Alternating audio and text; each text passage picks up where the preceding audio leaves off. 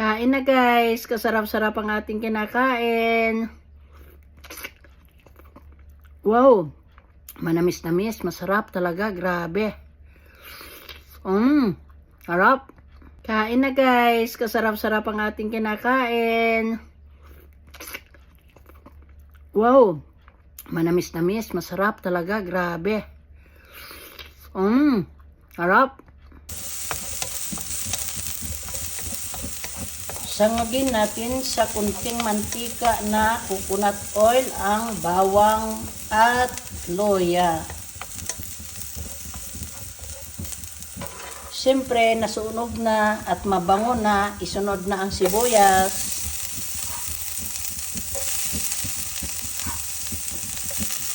So, hintayin nating maluto ang sibuyas mismo para mag-brown, para mabango ang ating nilulutong ulam. Ay, kasarap. Bawang, sibuyas, luya, ulam na.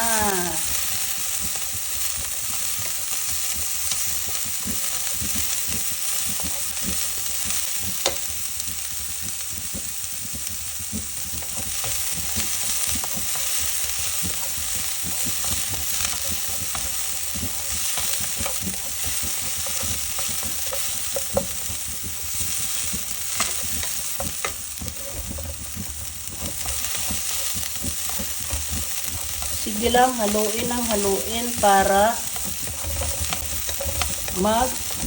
maluto ang sibuyas. Kasi pag luto ang sibuyas na parang dry na siya at mabango, masarap siya. Yan lang naman ang unang niluluto para sumarap ang ulam. So ano ba ang ulam? Guess, please. Ano ba ang aking isasahog dito sa sinangag kong bawang, sibuyas at luya? Siyempre common, wala namang iba kundi manok. Of course, may kamatis yan na kinudkod. Hinugasan na yan ng 3 beses at hinilamo at kinumos na sa asin at suka. Tapos banlawan ulit at lagyan ng kamatis na kinudkod, isabay na sa gisa. So yan ang ating lunch for today. Siyempre hindi pa yan natimplahan.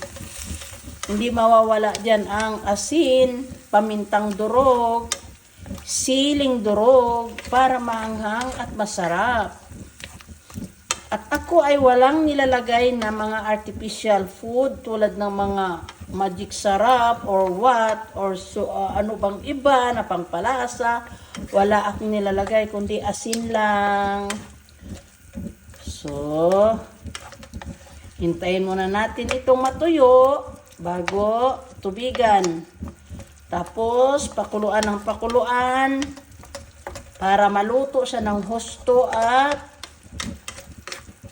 lagyan ng tomato paste na kalahating kutsara, masarap na. Yan lang guys. So, siyempre, wait for a while.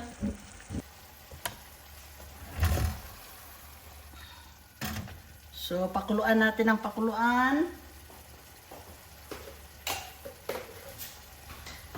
Siyempre, ang timplada dito, una-una asin. So, depende sa inyo kung maalat, matabang, o tama lang. Dahil ako, hindi ko naman natitikman, kundi tansyado ko lang ang nilalagay kong asin. At siyempre, di mawawala ang pamintang durog. Na kunti lang, nasa inyo naman yan kung gusto nyo maanghang.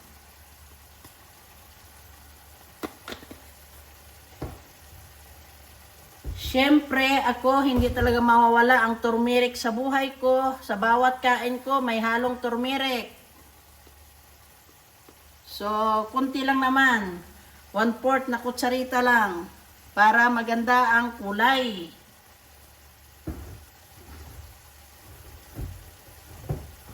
At siyempre, gusto mo malasa palagi dahil gusto mo medyo maanghang at lalabas ang mga tubig sa sipon, sa ilong mo para masarap ang kain. sili na durog. Ground sili. Para medyo may lasa, baga masarap ang kain. Siyempre sili. Kung gusto nyo lagyan ng gulay, pwede. Pero ang gusto kong ilagay is kalabasang mahupit. American Boss. Yung sinasabi nilang squash boss. Ayan guys, o diba? So ganun lang. Patuyuan muna natin bago natin lagyan ng tubig. So, hintayin muna natin. Agoy, kasarap gid ay. Pabayaan mo lang siyang matuyo yung tubig niya. Siyempre para masipsip yung asin, para malasang-malasang ating manok. O di ba? Iyan. So patuyuan natin ang gusto yan para maluto talaga ang manok sa gisa, para malasa. Pag natuyo na yan, lagyan natin ng kunting gulay dahil gusto ko sa mga ulam ko laging may gulay. Nasa inyo na yan kung hindi nyo lalagyan. Pero ako gusto ko may gulay.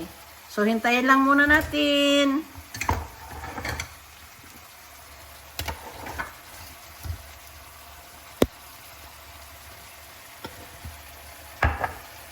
Ayan guys. Ayan.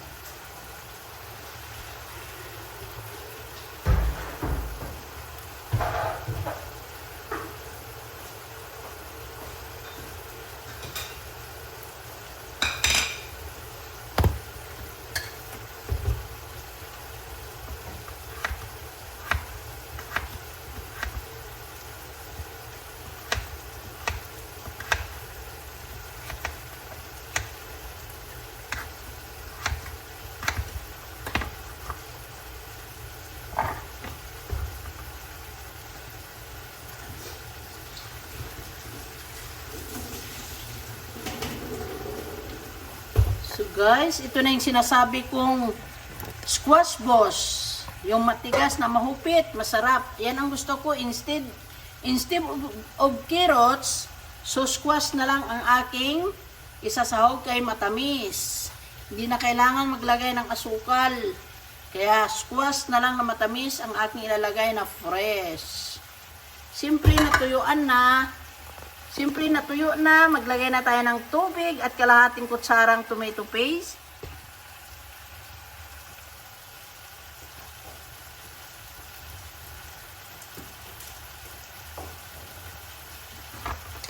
Tuyot na siya. So ilagay na natin ang mga 2 baso. Ayan guys. Mga 2 baso lang siya para talagang maluto talaga siya ng husto. Para masarap talaga para sulit talaga ang iyong kinakain. Masarap.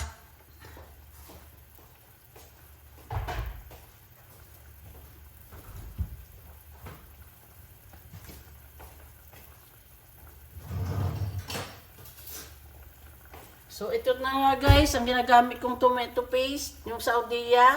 So kalahating kutsara lang guys. Ayan o, kalahating kutsara lang talaga. Para hindi siya pulang-pula. Kasi may turmeric na siya, dilaw na. Siyempre may kalabasa. Yan ang nagpapasarap para matamis. Yan, patuyuan natin yan para pulang-pula. Kasi kalahating kutsara lang ang ating nilagay na tomato paste. Hindi na kailangan magpulang-pulagid kasi ayaw ko rin sa pula, sobrang pula. Ayan, kasi may kamatis na yan eh. May turmeric pa. Siyempre, kalahating kutsara lang na tomato paste. Ayan. So, hintay lang natin. Pakuluan natin hanggang maluto yung manok. Hanggang sa lumambot. So, ayan guys. Hayaan lang natin panoorin ang nakakulo-kulo na manok. Dahil yan, malaking manok na kalahati lang. Kalahating manok lang to. Pero pwede na kumain ang 5 tao nito. Ayan o, ilang hiwa na malalaki. 3, 4, 5, 6, 7, 8, 9, 10. So, tag 2 hiwa. Solved na guys, 5. Pero, ako lang ang kakain nito mag-isa. Oh my God! So delicious ang ating lunch today. Kasi may kalabasa siya. Ayan. Hintayin natin kumulo ng kumulo.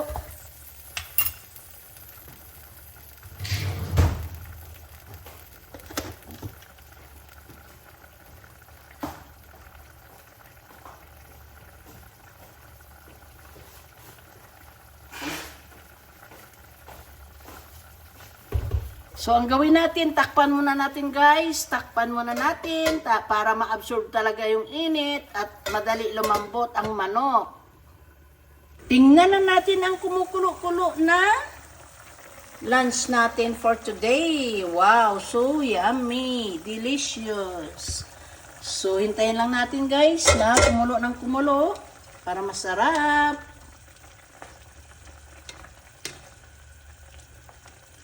Ayan, para lumabas talaga yung dugo niya. Ayan. At lumambot yung kalabasa. Ayan guys. So, diba? Wow, so delicious na to guys. Sarap. So, pupula pa yan ng gusto kasi ang nilagay natin kalahating kutsara na tomato paste, i-absorb niya ng gusto para pumula. Ayan guys. So takpan natin ulit. Takpan natin ulit para lumambot. So guys, tingnan natin ang ating niluluto. Wow! Sarap. Marami-rami pang tubig kasi 2 baso. O diba? Para maluto siya ng gusto. Tikman natin guys kung tama ang asin kasi kanina. Okay, tingnan natin. Wow, tamang-tama ang templada. Manamis-namis. Manamis-namis na, masarap na. Patuyuan natin guys para masarap talaga. Promise, super sarap yan. Lalo pa nilagyan natin ng kalabasang matamis. Pwede nyo lagyan guys ng mga sili, fresh sili, bell. Pwede nyo lagyan ng carrots. Pwede nyo lagyan ng kiso. Pwede nyo lagyan ng asukal. Kaso ako guys ay simple lang at hindi ko naman kailangan yung lagyan. Pero para sa inyo, kung gusto nyo, lagyan nyo ng ibang ingredients. Okay? Wow, sarap. O, diba guys? Hintayin lang natin siya na kumulo ng kumulo.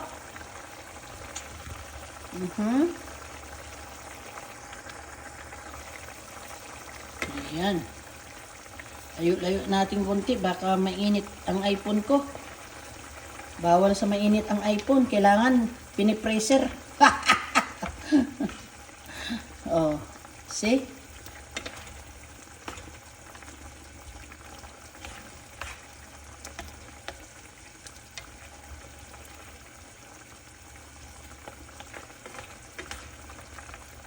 Siyempre, pag may niluluto kong ganyan, hindi mawawala ang ating kanin na puti. Ayan guys, naka-ready na. Ready to cook, ready to serve na yan guys. Ayan. Patayan na natin yan.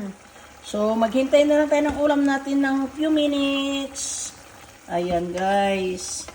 Few minutes lang.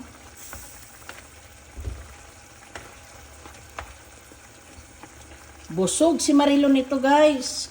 So kumain din kayo dyan guys ha. Huwag niyong pabayaan sarili niyo. Mag-iingat kayo. Lahat ng sakit nanggagaling sa pagkain.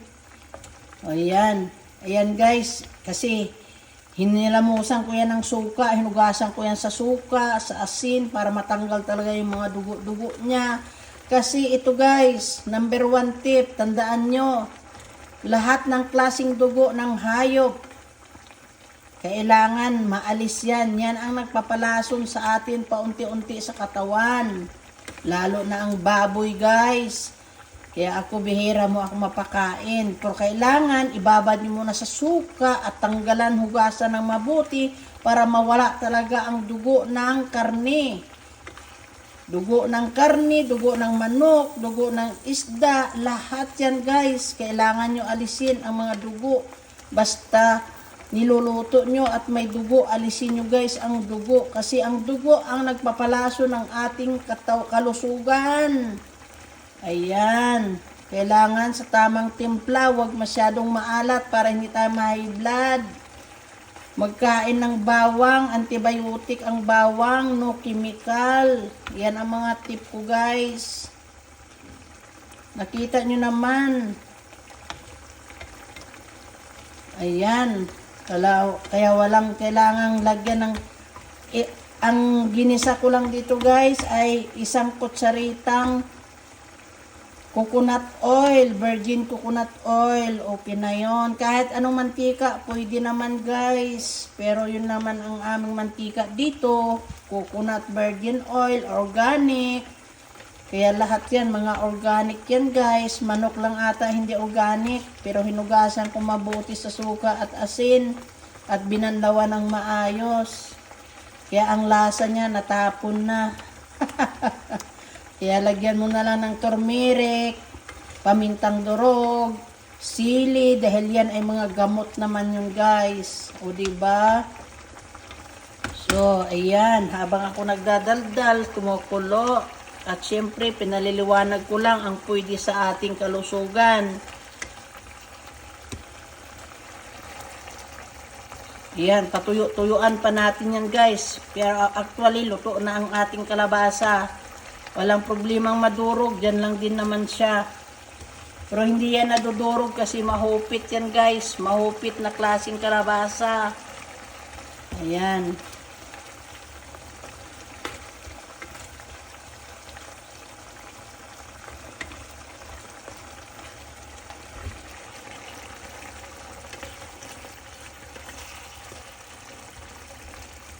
So, tutuan natin ng kunti, patuyo-tuyuan. Siyempre, kailangan natin takpan para talaga as ma-absorb yung init sa buto. Wow, grabing sarap na ito guys. So, ang kanin natin ay luto na. Kailangan kunting na lang para may kunting sabaw. Ayan, masarap ng ating lunch for today.